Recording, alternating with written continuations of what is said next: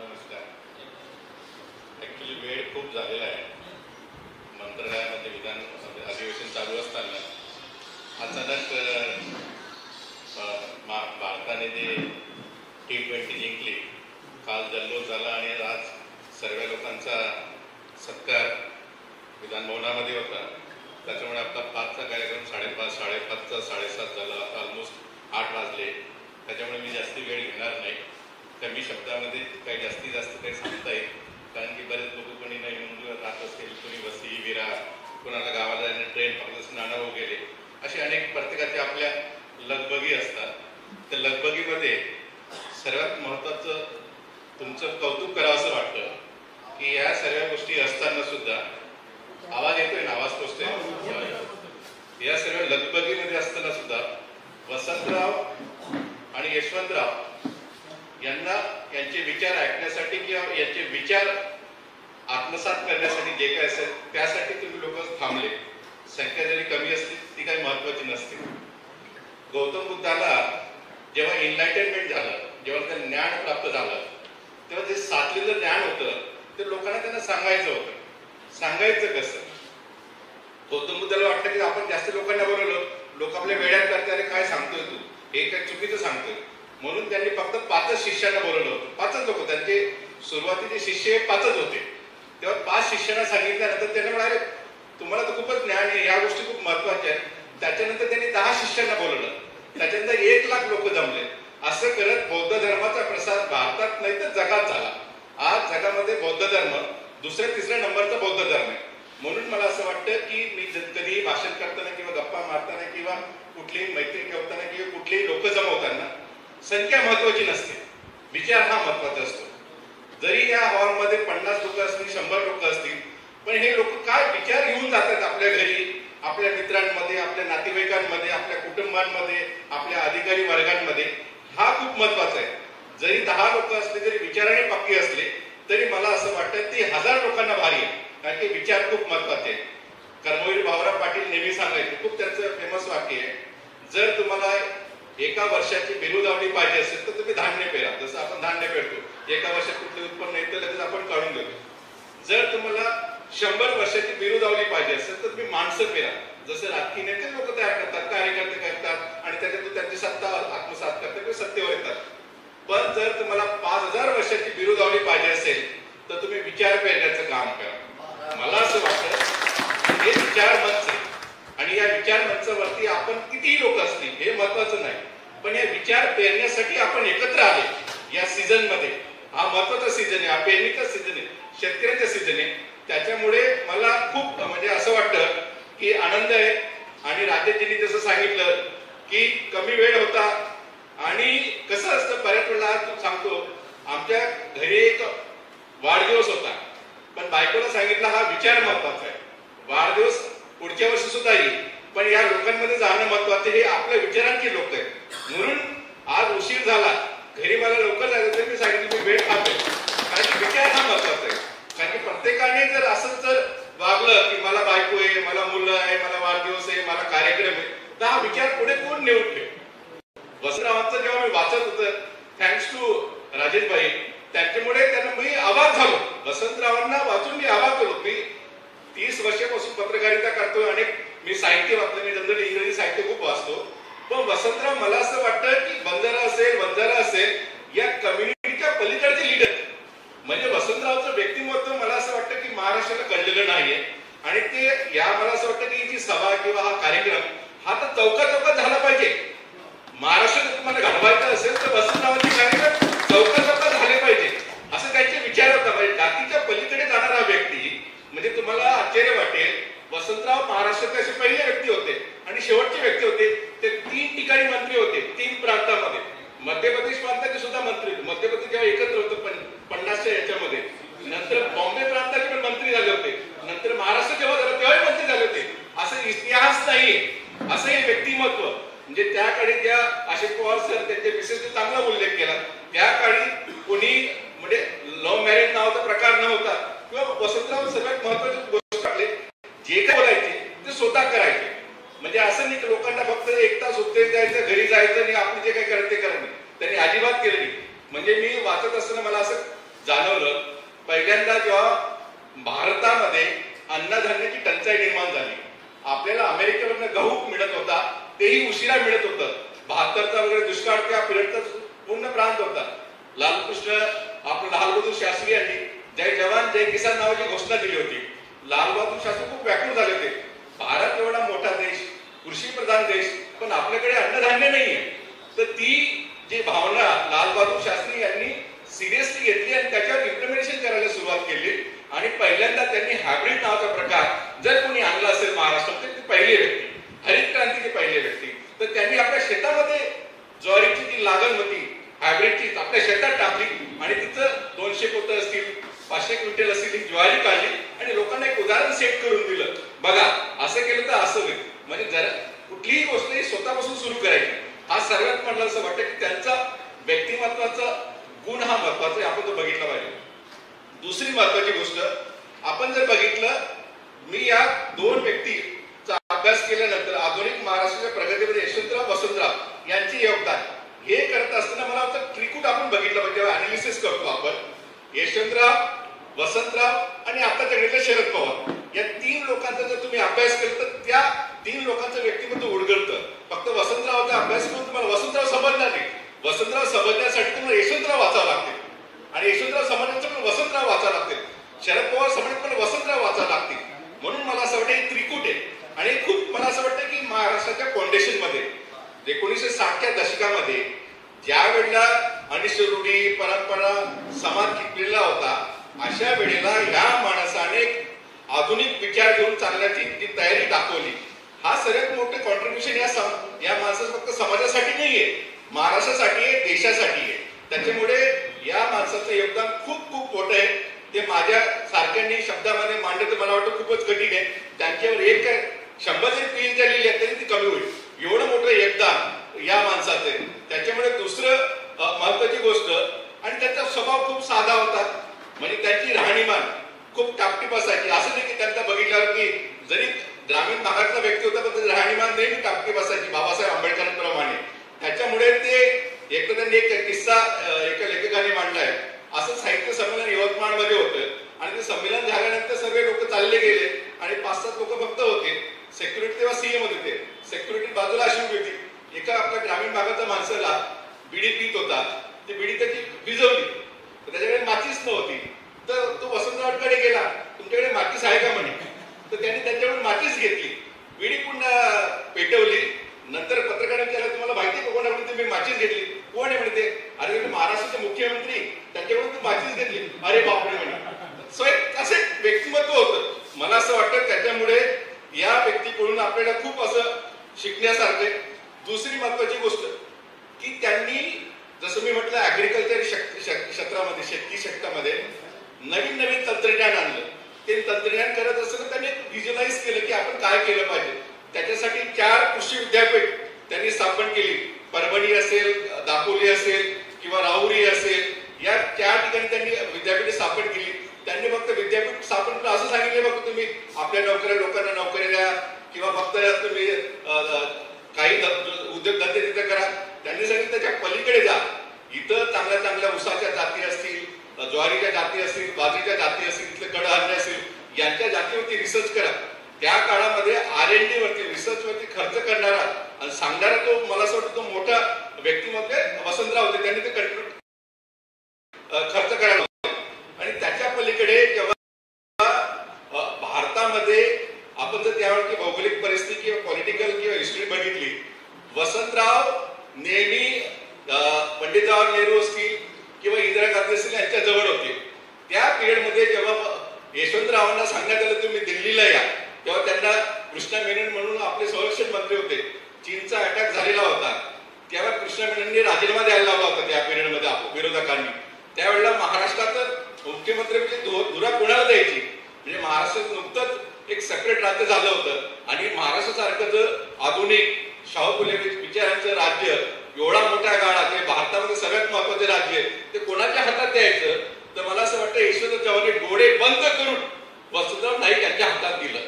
तो आत्मविश्वास त्यांच्यामध्ये होता. आज आमदार स्वतःच्या मुलाशी दुसऱ्या मुलाला सुद्धा चूज करत नाही, अशी परिस्थिती आपल्याकडे आज आहे. पण त्या पिरियडमध्ये यशवंतरावांनी त्यांच्यामधला गुण बघितला, ते महाराष्ट्र सापडून घेऊन बघितला आणि त्यांचा जो यशवंतरावचा विचार होता सायंटिफिक थॉट, म्हणजे बुवा बाजी वगैरे यांच्या पलीकडे जाऊन वैज्ञानिक विचार मांडून किंवा त्या विचारांची सांगड घालून महाराष्ट्राला आपल्याला कसं पुढे नेता येईल त्या दृष्टीने त्यांच्या विचारांचा पायी किंवा त्यांचे विचार इम्प्लिमेंट करणारा व्यक्ती नाईक साहेब होते. म्हणून त्यांनी नाईक साहेबांकडे ती धुरा दिली आणि यशस्वीपणे म्हणजे सलग 11 वर्ष 11.5 वर्षे महाराष्ट्राचे मुख्यमंत्री त्यांनी केलं.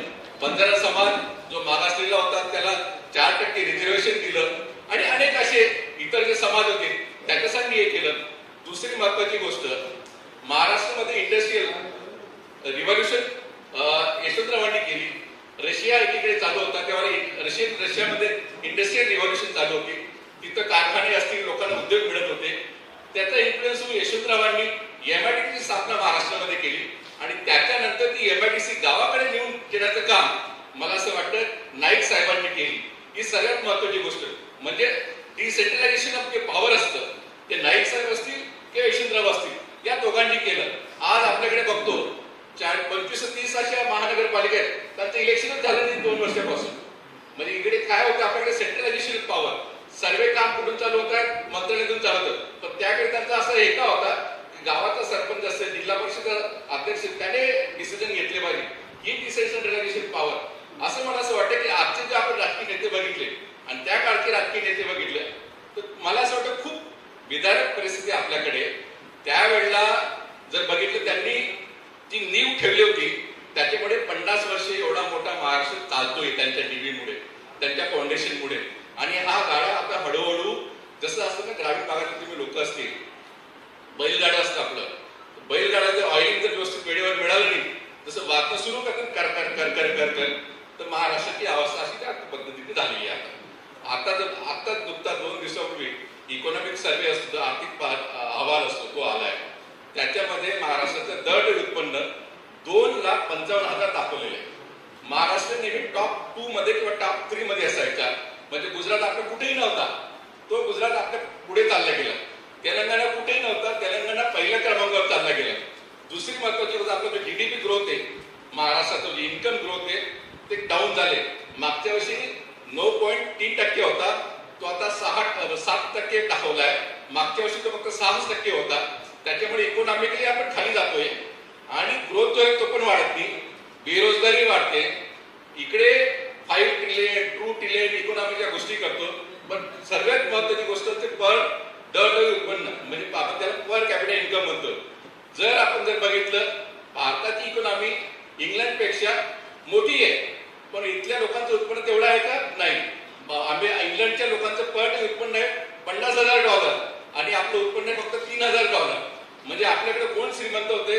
जो ऑलरेडी श्रीमंत आहे तो श्रीमंत होते, जो गरीब आहे तो गरीबच होते. त्याच्यामुळे डिस्पॅरिटी खूप वाढत चालली आणि ही डिस्पॅरिटी न होती अगोदर बऱ्याच प्रमाणात या लोकांनी डिस्पॅरिटी कमी केली होती. पण डिस्पॅरिटी पुन्हा वाढते, बेरोजगारी वाढते, आपले उद्योगधंदे गुजरात असेल किंवा बाकीच्या राज्यांमध्ये जात आहेत. त्याच्यामुळे मला असं वाटतं पुन्हा महाराष्ट्राला वसंतराव असतील किंवा यशवंतरावची जरूरत आहे, त्यांच्या विचारांची जरूरत आहे. मला असं वाटतं की हे कुठेतरी जन्मावे आणि महाराष्ट्राचा जो गाडा मी जो सांगितला रस्त्याच्या बाजूला चालला गेला त्या रुळावर आणण्यासाठी या लोकांची जरूरत आहे. नंतर आज जर बघितलं आज काय जगामध्ये काय चाललंय, तुम्ही सेमीकंडक्टरचा प्लॅन चायना असेल अमेरिका असेल यांच्यामध्ये वाद चालू आहे. सेमीकंडक्टर म्हणजे जसं आपला मोबाईल असतं किंवा गाड्या असतात याच्यामध्ये छोटे छोटे चिप्स असतात त्याच्यावरती फाईट चालू आहे, ते वार चालू आहे. आणि आपलं काय चालू आहे इकडे महाराष्ट्रामध्ये आपण सर्व बघतो ते, मला काही बोलण्याची आवश्यकता नव्हती. दुसरी महत्वाची गोष्ट, जसं मी म्हणतो वसंतरावांबद्दल, त्यांनी कधीही आपल्या जातीचा अहम केला नाही, कधी जातीचं सांगितलं नाही, अशा त्या जातीच्या पलीकडे व्यक्तिमत्व होतं. पण आज जेव्हा आपल्याकडे काही आंदोलन होतात, काही सीएमांना सांगावं लागतं मी छोट्या जातीचं असल्यामुळे मला टार्गेट केलं जातं, हा विरोधाभास आहे. म्हणजे ही रियालिटी, म्हणजे खरं जे नेतृत्व असतं त्याला तो स्वतःला कधी जातीच्या सीमेमध्ये बांधत नाही, त्याला उत्तुंग व्यक्तिमत्व असतं, आपण त्याला बांधत असतो, पण तो स्वतःला वेगळ्या दिशेने बघत असतो. म्हणून मला असं वाटतं की वसंतराव हे खूप वेगळ्या धाटणीचे वेगळ्या याचे लीडरशिप होते. दुसरी महत्वाची गोष्ट, जेव्हा महाराष्ट्रामध्ये किंवा भारतामध्ये रेसेशन चालू होतं त्या रेसेशन मध्ये उत्पन्न कसं वाढवायचं, लोकांना कसा रोजगार द्यायचा, म्हणजे वसंतराव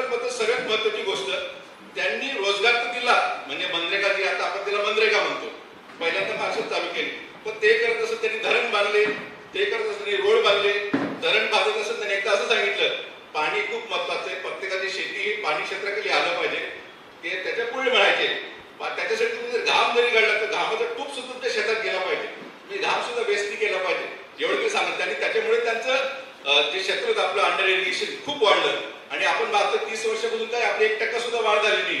म्हणजे जी काही ती देणे आज जी काही आपण जगतोय, जी काही मिळते ते मला वाटतं वसंतरावांमुळेच मिळते. बाकी आता काय आपलं नवीन ऍडिशन किंवा नवीन ऍड ऑन काही आपल्याकडे होतच नाहीये, याचा सुद्धा आपण विचार केला पाहिजे. त्याच्यामुळे आणि दुसरी अजून महत्वाची गोष्ट, तो खूप महत्वाचा किस्सा आहे. जेव्हा प्रके आत्रे नावाचे लेखक होते, पत्रकार होते, ते त्यांच्यावर खूप मोठी टीका करायची, नेहमी टीका करत असायचे. एकदा असंच त्यांच्यावरती टीका केली वसंतरावांवरती. पण टीका पाहून ते आजच्या राजकीय तुम्ही नाही, बाकीच्या नेत्यांसारखे नाही, लगेच त्याला त्याच्या ऑफिसमधून त्याला काढून टाकणार, नोकरीमधून काढून टाकणार, नोटीस पाठवणार, असं अजिबात नाही. आत्रेंना त्यांनी फोन केला, सांगितलं तुम्ही सीएम बंगल्यावरती या, तुम्हाला मला भेटायचंय. ते आले. ते आल्यानंतर त्यांना एक जेवण दिलं आणि जेवण देत असताना आत्रेंचा जो ताट होता हा चांदीचा होता आणि बाकीचा ताट आपला नॉर्मल ताट होता, प्लेट. हे बघून आत्रे एकदम अवाक झाले. अरे मला चांदीची ताट वाटी आणि तुम्ही साधं याच्यामध्ये जेवताय. त्यांनी विचारलं असं का? मग त्यांनी त्यांच्या मिसेसला सांगितलं तूच एक्सप्लेन कर म्हणे. मग तिने सांगितले माझा भाऊ होता तो वारला, मला भाऊ नाहीये आणि मी तुम्हालाच भाऊ मानते आणि त्याच्यामुळे तुमच्यासाठी मी ताट ठेवलं होतं, तुम्ही या ताटात जेवण. आत्रे जेवण झाल्यानंतर घरी गेले. अरे ज्या माणसाला मी एवढं टीका करतो, एवढं लिहितो, त्या माणसाची बायको मला भाऊ मानते, त्या माणसाला कसं टीका करायचं? अशी व्यक्तिमत्व होतं. आज काय घडतं, लगेच नोटीस, लगेच काढा त्याला. ते मोठा तो डिफरन्स असतो व्यक्तिमत्वाचा, तो खूप महत्वाचा डिफरन्स. म्हणून ते नेते महान होते, म्हणून त्यांच्या जयंत्या असतील किंवा कार्यक्रम असतील आपण घेतो किंवा त्यांचे विचार आपण हे करतोय. म्हणून मला असं वाटतं की यशवंतराव चव्हाण असतील, वसंतराव नाईक असतील, शरद पवार असतील आणि पंडित जवाहरलाल नेहरू आणि इंदिरा गांधी या लोकांनी महाराष्ट्र घडणीसाठी मोठं योगदान केलं. आणि सर्वात महत्वाचा किस्सा मी चेकमेटमध्ये पण टाकलाय. महाराष्ट्राला सेपरेट बायलिंग्युअल स्टेट निर्माण केलं, पण महाराष्ट्र मराठी भाषिक आणि गुजरात भाषिक राज्य करणं नेहरूंचा नकार होता, पंडित नेहरू. त्यांना असं वाटत होतं त्या पिरियडमध्ये की जर भाषिक आधारावर आपण राज्य निर्माण केलं तर लोक खूप लवकर एकत्र येतील आणि आपल्या सरकारच्या विरोधात बोलतील किंवा सरकारच्या विरोधात एक मतप्रवाह तयार होईल. त्याच्यामुळे थोडं रिलेक्टंट होते ते. पण त्याने इंदिरा गांधींनी कन्व्हिन्स केलं की खूप मोठे आंदोलन होतं, 105-106 हुतात्मे ऑलरेडी त्यांनी बलिदान केलेले. तेव्हा इंदिरा गांधी आणि यशवंतराव चव्हाण यांनी कन्व्हिन्स करून महाराष्ट्राला मराठी भाषिक राज्य आणि महाराष्ट्रासारखं जर आधुनिक शाहू फुले विचारांचं राज्य एक सेपरेट राज्य झालं होतं आणि महाराष्ट्रासारखं जर आधुनिक शाहू फुले विचारांचं राज्य एवढा मोठ्या काळात हे भारतामध्ये सगळ्यात महत्वाचे राज्य आहे, ते कोणाच्या हातात द्यायचं? तर मला असं वाटतं यशवंतराव चव्हाण डोळे बंद करून वसंतराव नाईक यांच्या हातात दिलं. तो आत्मविश्वास त्यांच्यामध्ये होता. आज आमदार स्वतःच्या मुलाशी दुसऱ्या मुलाला सुद्धा चूज करत नाही, अशी परिस्थिती आपल्याकडे आज आहे. पण त्या पिरियडमध्ये यशवंतरावांनी त्यांच्यामधला गुण बघितला, ते महाराष्ट्र सापडून घेऊन बघितला आणि त्यांचा जो यशवंतरावचा विचार होता सायंटिफिक थॉट, म्हणजे बुवा बाजी वगैरे यांच्या पलीकडे जाऊन वैज्ञानिक विचार मांडून किंवा त्या विचारांची सांगड घालून महाराष्ट्राला आपल्याला कसं पुढे नेता येईल त्या दृष्टीने त्यांच्या विचारांचा पायी किंवा त्यांचे विचार इम्प्लिमेंट करणारा व्यक्ती नाईक साहेब होती. म्हणून त्यांनी नाईक साहेबांकडे ती धुरा दिली आणि यशस्वीपणे म्हणजे सलग 11 वर्ष 11.5 वर्षे महाराष्ट्राचे मुख्यमंत्री त्यांनी केलं. बंजारा समाज जो मागासलेला होता त्याला 4% रिझर्वेशन दिलं आणि अनेक असे इतर जे समाज होते त्याच्यासाठी हे केलं.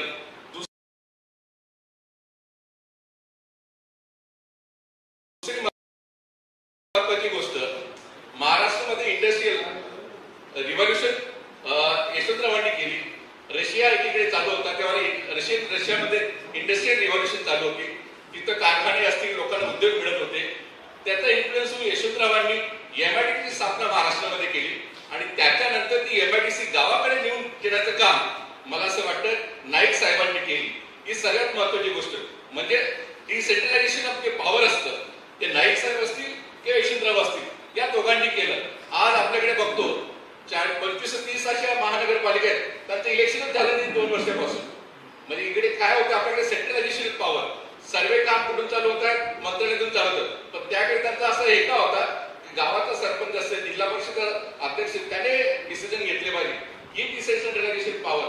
असं मला असं वाटतं की आजचे जे आपण राजकीय नेते बघितले आणि त्या काळचे राजकीय नेते बघितले, तर मला असं वाटतं खूप विदारक परिस्थिती आपल्याकडे. त्यावेळेला जर बघितलं, त्यांनी जी नीव ठेवली होती, त्याच्यामुळे 50 वर्षे एवढा मोठा महाराष्ट्र चालतोय त्यांच्या नीवीमुळे, त्यांच्या फाउंडेशनमुळे. आणि हा गाडा आता हळूहळू, जसं असतं ना ग्रामीण भागातील तुम्ही लोक असतील, बैलगाडा असतं आपलं, बैलगाड्याचं ऑइलिंग जर व्यवस्थित वेळेवर मिळालं नाही, जसं वाहतूक सुरू करतात कर कर कर कर कर कर, तर महाराष्ट्राची अवस्था अशी त्या पद्धतीने झालेली आहे. आता नुकता 2 दिवसापूर्वी इकॉनॉमिक सर्व्हे असतो, आर्थिक अहवाल असतो, तो आलाय. त्याच्यामध्ये महाराष्ट्राचं दर उत्पन्न 2,55,000 दाखवलेले आहे. महाराष्ट्र नेहमी टॉप 2 मध्ये किंवा टॉप 3 मध्ये असायचा. म्हणजे गुजरात आपला कुठेही नव्हता, तो गुजरात आपल्या पुढे चालला गेला. तेलंगणा कुठेही नव्हता, तेलंगणा पहिल्या क्रमांकावर चालला गेला. दुसरी महत्वाची गोष्ट, आपला जो जीडीपी ग्रोथ आहे, महाराष्ट्राचा जो इन्कम ग्रोथ आहे, ते डाऊन झाले. मागच्या वर्षी 9.3% होता, तो आता 7% दाखवलाय. मागच्या वर्षी तो फक्त 6% होता. त्याच्यामुळे इकॉनॉमिकली आपण खाली जातोय आणि ग्रोथ जो आहे तो पण वाढत नाही, बेरोजगारी वाढते. इकडे 5 ट्रिलियन 2 ट्रिलियन इकॉनॉमीच्या गोष्टी करतो, पण सर्वात महत्वाची गोष्ट ते पर दर उत्पन्न, म्हणजे आपण त्याला पर कॅपिटल इन्कम म्हणतो. जर आपण बघितलं, भारताची इकॉनॉमी इंग्लंडपेक्षा मोठी आहे, पण इथल्या लोकांचं उत्पन्न तेवढं आहे का? नाही. इंग्लंडच्या लोकांचं पर उत्पन्न आहे $50,000 आणि आपलं उत्पन्न आहे फक्त $3,000. म्हणजे आपल्याकडे कोण श्रीमंत होते? जो ऑलरेडी श्रीमंत आहे तो श्रीमंत होते, जो गरीब आहे तो गरीबच होते. त्याच्यामुळे डिस्पॅरिटी खूप वाढत चालली. आणि ही डिस्पॅरिटी न होती अगोदर बऱ्याच प्रमाणात या लोकांनी डिस्पॅरिटी कमी केली होती, पण डिस्पॅरिटी पुन्हा वाढते, बेरोजगारी वाढते, आपले उद्योगधंदे गुजरात असेल किंवा बाकीच्या राज्यांमध्ये जात आहेत.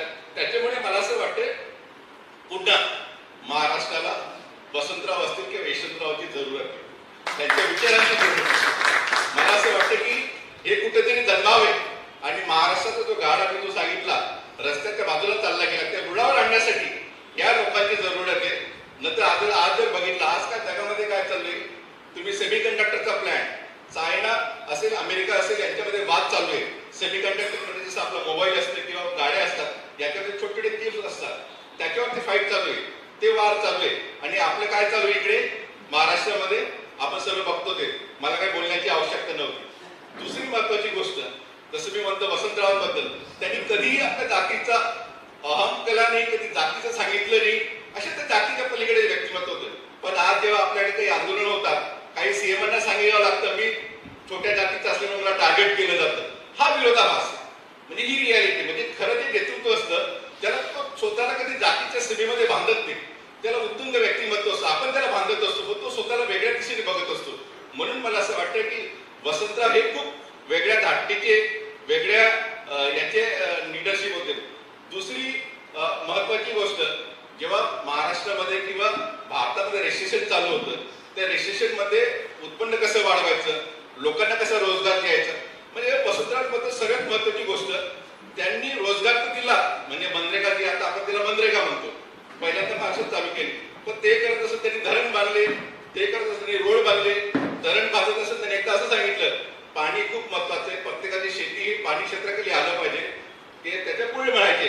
त्याच्यासाठी तुम्ही जर घाम जरी काढला तर घामाचा टूप सुद्धा त्या शेतात गेला पाहिजे, म्हणजे घाम सुद्धा वेस्ट केला पाहिजे, एवढं ते सांगत. त्यांनी त्याच्यामुळे त्यांचं जे क्षेत्र होतं आपलं अंडर इरिगेशन खूप वाढलं. आणि आपण पाहतो 30 वर्षापासून काय आपली 1% सुद्धा वाढ झाली नाही.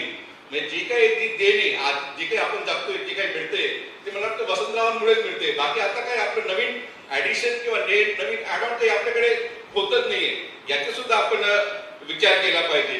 त्याच्यामुळे आणि दुसरी अजून महत्वाची गोष्ट, तो खूप महत्वाचा किस्सा आहे. जेव्हा प्रख्याते नावाचे लेखक होते, पत्रकार होते, त्यांच्यावर खूप मोठी टीका करायची, नेहमी टीका करत असायचे. एकदा असंच त्यांच्यावरती टीका केली वसंतरावांवरती, पण टीका पाहून त्या आजच्या राजकीय तुम्ही बाकीच्या नेत्यांसारखे नाही, लगेच त्याला त्याच्या ऑफिसमधून त्याला काढून टाकणार, नोकरीमधून काढून टाकणार, नोटीस पाठवणार, असं अजिबात नाही. आत्रेंना त्यांनी फोन केला, सांगितलं तुम्ही सीएम बंगल्यावरती या, तुम्हाला मला भेटायचंय. ते आले. ते आल्यानंतर त्यांना एक जेवण दिलं आणि जेवण देत असताना आत्रेंचा जो ताट होता हा चांदीचा हे बघून आत्रे एकदम अवाक झाले. अरे मला चांदीची ताट वाटी आणि तुम्ही साधे याच्यामध्ये जेवताय. त्यांनी विचारलं असं का? मग त्यांनी त्यांच्या मिसेसला सांगितलं तूच एक्सप्लेन कर म्हणे. मग तिने सांगितले माझा भाऊ होता तो वारला, मला भाऊ नाहीये आणि मी तुम्हालाच भाऊ मानते आणि त्याच्यामुळे तुमच्यासाठी मी ताट ठेवलं होतं, तुम्ही या ताटात जेवण. आत्रे जेवण झाल्यानंतर घरी गेलं. अरे ज्या माणसाला मी एवढं टीका करतो, एवढं लिहितो, त्या माणसाची बायको मला भाऊ मानते, त्या माणसाला कसं टीका करायचं? अशी व्यक्तिमत्व होतं. आज काय घडतं लगेच नोटीस, लगेच काढा त्याला. ते मोठा तो डिफरन्स असतो व्यक्तिमत्वाचा, तो खूप महत्वाचा डिफरन्स. म्हणून ते नेते महान होते, म्हणून त्यांच्या जयंत्या असतील किंवा कार्यक्रम असतील आपण घेतो किंवा त्यांचे विचार आपण हे करतोय. म्हणून मला असं वाटतं की यशवंतराव चव्हाण असतील, वसंतराव नाईक असतील, शरद पवार असतील आणि पंडित जवाहरलाल नेहरू आणि इंदिरा गांधी या लोकांनी महाराष्ट्र घडणीसाठी मोठं योगदान केलं. आणि सर्वात महत्वाचा किस्सा मी चेकमेटमध्ये पण टाकलाय. महाराष्ट्राला सेपरेट बायलिंग्युअल स्टेट निर्माण केलं, पण महाराष्ट्र मराठी भाषिक आणि गुजरात भाषिक राज्य करण नेहरूंचा नकार होता. पंडित नेहरू त्यांना असं वाटत होतं त्या पिरियडमध्ये की जर भाषिक आधारावर आपण राज्य निर्माण केलं तर लोक खूप लवकर एकत्र येतील आणि आपल्या सरकारच्या विरोधात बोलतील किंवा सरकारच्या विरोधात एक मतप्रवाह तयार होईल. त्याच्यामुळे थोडं रिलेक्टंट होते ते. पण त्याने इंदिरा गांधींनी कन्व्हिन्स केलं की खूप मोठे आंदोलन होतं. 105-106 हुतात्मे ऑलरेडी त्यांनी बलिदान केलेले. तेव्हा इंदिरा गांधी आणि यशवंतराव चव्हाण यांनी कन्व्हिन्स करून महाराष्ट्राला मराठी भाषिक राज्य केलं. पण ते करत असताना मला असं वाटलं महाराष्ट्रासाठी यशवंतरावांनी आपल्या पंतप्रधान पदाची किंमत चुकवावी लागली. कारण की जेव्हा पंतप्रधान पद सिलेक्ट करायचं होतं तेव्हा पंडित जवाहरलाल नेहरू गेल्यानंतर सर्व काँग्रेसवाल्यांना वाटत होतं की यशवंतराव चव्हाणच आता पंतप्रधान होतील, तेच वारसदार असतील. सर्व ठरलं, मिटिंग झाली. आता जसं यांनी किस्सा सांगितला नाईक साहेबांचा, तसंच त्यांचं ठरलं की आता पुढचा पंतप्रधान यशवंतराव चव्हाण होतील. हे ठरत असताना पण त्यांना असं वाटलं इंदिरा गांधींनी महाराष्ट्र सेपरेट करण्यासाठी की महाराष्ट्र घडवण्यासाठी मोठा रोल प्ले केलाय. मला एकदा नेहरूंची कन्या म्हणून तिला विचारू द्या. आणि ते विचारायला गेले आणि तिथंच राजकारण हे नेहमी फिरत असतं.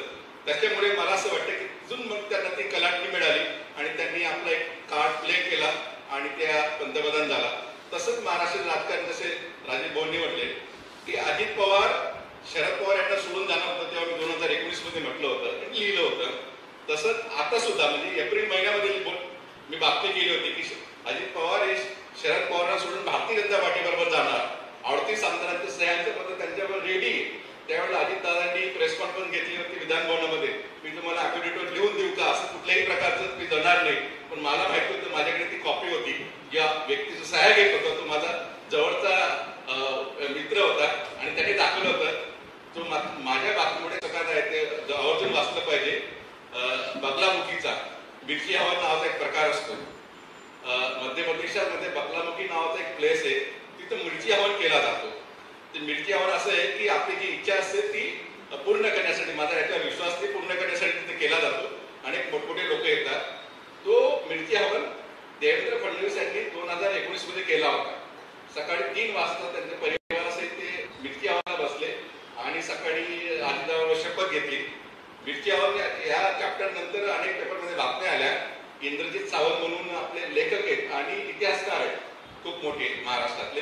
तर त्यांनी फेसबुक पोस्ट केली मिरची हवनवरती, जे शिवाजी महाराजांना कॅप्चर करण्यासाठी औरंगजेबाने पाठवलं होतं.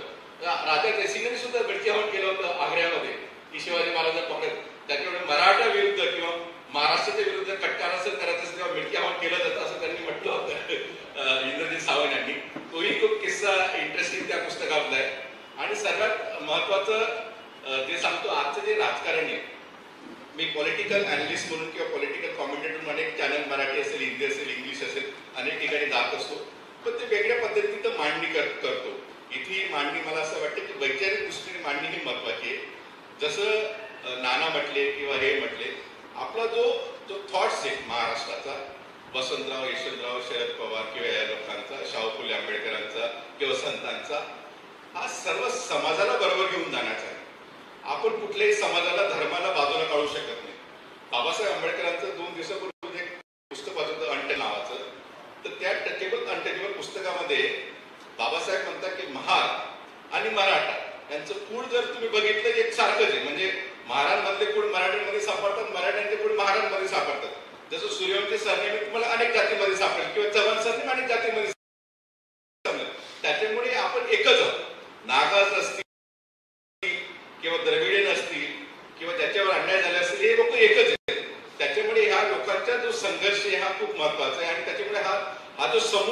हा लवकर एकत्र येतो आणि त्याला डिस्क्रेडिटेड करण्यासाठी अनेक प्रयत्न केले जातात. म्हणून मला असं वाटतं की या ओकेजनवरती वसंतराव असतील, यशवंतराव असतील यांचा विचार एक जरी विचार आत्मसात केला किंवा एक जरी गोष्ट आपल्या आयुष्यात आपण घेऊन गेलो. आणि मला जसं आता खूप वाचायची मला वसंतराव इच्छा झाली की त्यांचं जे पुस्तक त्यांनी आत्मचरित्र लिहिले तेही मी वाचेल. आणि असं वाचत असताना 2 लोकांना जरी आपण सांगितलं हा विचार, मला तो विचार मी सांगितला 50 लोकांपुढे, आता माझे मित्र असतील किंवा मी आता टीव्हीवर डिबेटला जाईल, असे विचार सांगत जाईल. मला असं वाटतं आपण हे स्प्रेड केलं पाहिजे. व्हॉट्सअपचे मेसेज फॉरवर्ड करण्यापेक्षा हे मेसेज जर आपण फॉरवर्ड केले तर मला तो हा विचार जास्तीत जास्त लोकांपर्यंत जाईल आणि खऱ्या अर्थाने या कार्यक्रमाचं सार्थक लागेल असं मला वाटतं. धन्यवाद.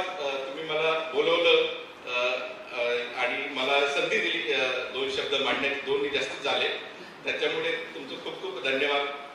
सरांना तुम्ही आपली ओळखच, आपण भेटत असतो नेहमी टिळक भवनमध्ये वगैरे, त्याच्यामुळे खूप खूप धन्यवाद. काही असलं वगैरे मी आहे, म्हणजे मी काही मोठा व्यक्ती नाही, पण वैचारिक दृष्ट्या काही गप्पा मारायचे असतील किंवा भेटायचे असतील मी आहे. त्याच्यामुळे तुमचं सर्वांचं खूप खूप धन्यवाद. जय हिंद, जय महाराष्ट्र.